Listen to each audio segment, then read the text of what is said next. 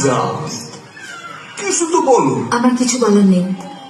শেষে যদি থানা থেকে পাগল বলে তাড়িয়ে দেয়? আমি কি অবস্থা দেখো। আমি তো রোগী দেখি, এবার তুমি দেখো, ভালো করে দেখো। চলো ঘরে চলো, চলো আসো, ঘরে চলো, চলো আসো, চলো আসো।